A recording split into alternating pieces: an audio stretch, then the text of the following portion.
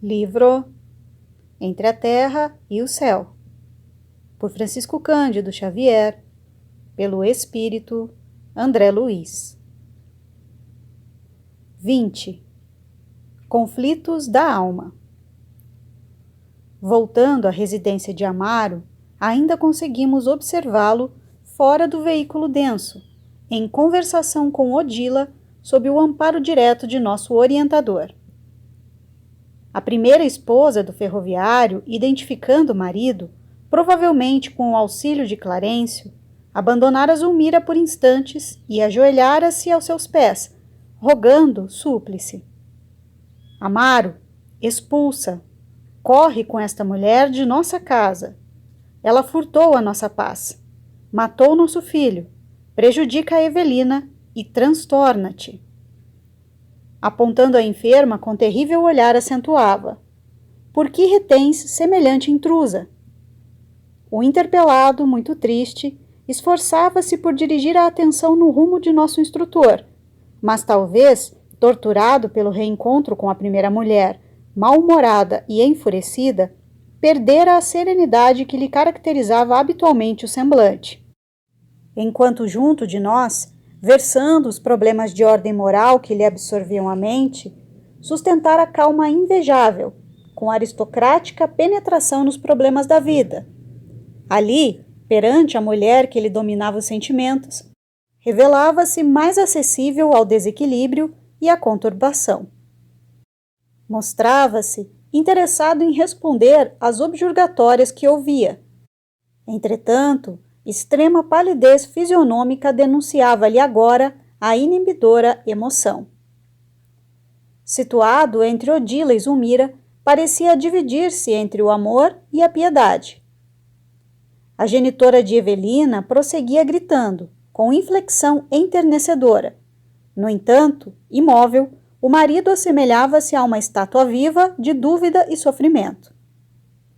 Esperava que o nosso orientador, qual acontecera minutos antes com o ferroviário, reconduzisse a mente de Odila às impressões do pretérito, a fim de acalmar-lhe o coração, e cheguei a falar-lhe nesse sentido, mas Clarencio informou bondoso. Não convém. Nossa história cresceria demasiado por espraiar-se excessivamente no tempo. É aconselhável nossa sustentação no fio de trabalho nascido na prece de Evelina. Reparando que o ferroviário manifestava estranha aflição, o ministro acercou-se dele e paternalmente afastou-o de Odila, transportando para o leito em que o seu carro físico repousava. A pobre desencarnada tentava agarrar-se a ele, clamando em desconsolo. Amaro, Amaro, não me abandones assim. O relógio carrilhão da família assinalava 3 da manhã. O dono da casa acordou, abatido. Esfregou os olhos, sonolento, guardando a ideia de ainda estar ouvindo o apelo que vibrava no ar.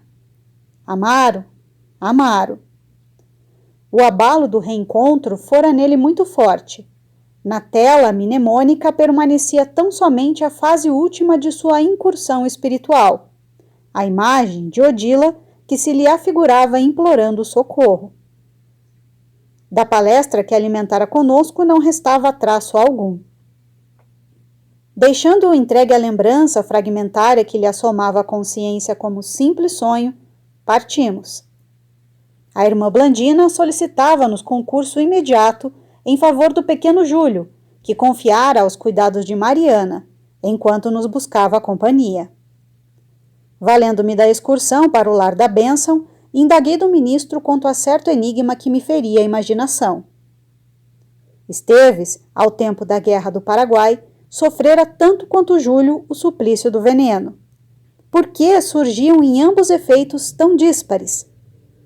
O menino ainda trazia a garganta doente, ao passo que o enfermeiro, vitimado por Leonardo, não parecia haver conhecido qualquer consequência mais grave. Clarencio, sorrindo, explicou afetuoso. Não tomaste em consideração o exame das causas. Esteves foi envenenado, enquanto Júlio se envenenou. Há muita diferença. O suicídio acarretava vasto complexo de culpa, A fixação mental do remorso opera inapreciáveis desequilíbrios no corpo espiritual. O mal, como se instala nos recessos da consciência que o arquiteta e concretiza. Vimos Leonardo Pires com a imagem de Esteves atormentando-lhe a imaginação e observamos Júlio, enfermo até agora, em consequência de erros deliberados aos quais se entregou há quase 80 anos. O pensamento que desencadeia o mal encarcera-se nos resultados dele, porque sofre fatalmente os choques de retorno no veículo em que se manifesta. E, à frente das silenciosas reflexões que me absorviam, acrescentou: é natural que seja assim. Atingíramos a graciosa residência de Blandina. Entramos. O choro de Júlio infundia compaixão. Após saudarmos a devotada Mariana, que o assistia com desvelo maternal, o ministro examinou-o e notificou à irmã Blandina algo inquieta. Estejamos tranquilos. Espero conduzi-lo à reencarnação em breves dias. Sim, essa providência não deve tardar, considerou nossa amiga atenciosa. Assinalando-nos de certo a curiosidade, de vez que também percebia Hilário interessado em adquirir informações e conhecimentos em torno dos problemas que anotávamos de perto, o instrutor convidou-nos a observar a infortunada criança, comunicando: como não desconhecem, o nosso corpo de matéria rarefeita está intimamente regido por 7 centros de força, que se conjugam nas ramificações dos plexos e que, vibrando em sintonia uns com os outros, ao influxo do poder diretriz da mente, estabelecem, para o nosso uso, um veículo de células elétricas, que podemos definir como sendo um campo eletromagnético, no qual o pensamento vibra em circuito fechado. Nossa posição mental determina o peso específico do nosso envoltório espiritual e, consequentemente, o habitat que lhe compete. Mero problema de padrão vibratório. Cada qual de nós respira em determinado tipo de onda. Quanto mais primitiva se revela a condição da mente, mais fraco é o influxo vibratório do pensamento, induzindo a compulsória aglutinação do ser às regiões da consciência embrionária ou torturada, onde se reúnem as vidas inferiores que lhe são afins. O crescimento do influxo mental no veículo eletromagnético em que nos movemos, após abandonar o corpo terrestre, está na medida da experiência adquirida e arquivada em nosso próprio espírito. Atentos a semelhante realidade, é fácil compreender que sublimamos ou desequilibramos o delicado agente de nossas manifestações, conforme o tipo de pensamento que nos flui da vida íntima. Quanto mais nos avizinhamos da esfera animal, maior é a condensação obscurecente de nossa organização. E quanto mais nos elevamos, ao preço de esforço próprio, no rumo das gloriosas construções do espírito, maior é a sutileza de nosso envoltório, que passa a combinar-se facilmente com a beleza, com a harmonia e com a luz reinantes na criação divina.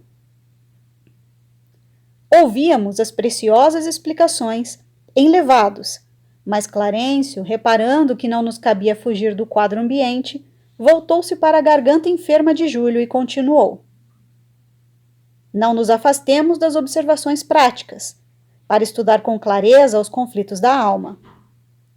Tal seja a viciação do pensamento, tal será a desarmonia no centro de força, que reage em nosso corpo a essa ou aquela classe de influxos mentais. Apliquemos à nossa aula rápida, tanto quanto nos seja possível, a terminologia trazida do mundo para que vocês consigam fixar com mais segurança os nossos apontamentos. Analisando a fisiologia do perispírito, classifiquemos os seus centros de força, aproveitando a lembrança das regiões mais importantes do corpo terrestre.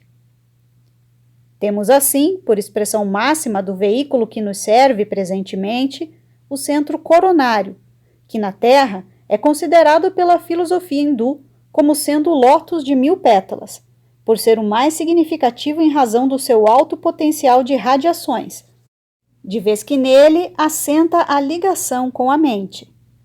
Fulgurante, sede da consciência. Esse centro recebe, em primeiro lugar, os estímulos do espírito, comandando os demais, vibrando, todavia, com eles em justo regime de interdependência. Considerando em nossa exposição os fenômenos do corpo físico e satisfazendo aos impositivos da simplicidade em nossas definições, devemos dizer que dele emanam as energias de sustentação do sistema nervoso e suas subdivisões, sendo o responsável pela alimentação das células do pensamento e o provedor de todos os recursos eletromagnéticos indispensáveis à estabilidade orgânica. É por isso o grande assimilador das energias solares e dos raios da espiritualidade superior, capazes de favorecer a sublimação da alma. Logo após, anotamos o centro cerebral contíguo ao centro coronário, que ordena as percepções de variada espécie, percepções essas que na vestimenta carnal constituem a visão, a audição, o tato e a vasta rede de processos da inteligência que dizem respeito à palavra, à cultura, à arte, ao saber. É no centro cerebral que possuímos o comando do núcleo endocrínico, referente aos poderes psíquicos. Em seguida, temos o centro laríngeo, que preside aos fenômenos vocais, inclusive as atividades do timo, da tireoide e das paratireoides. Logo após, identificamos o centro cardíaco, que sustenta os serviços da emoção e do equilíbrio geral. Prosseguindo em nossas observações, assinalamos o centro esplênico, que no corpo denso está sediado no baço, regulando a distribuição e a circulação adequada dos recursos vitais em todos os escaninhos do veículo de que nos servimos.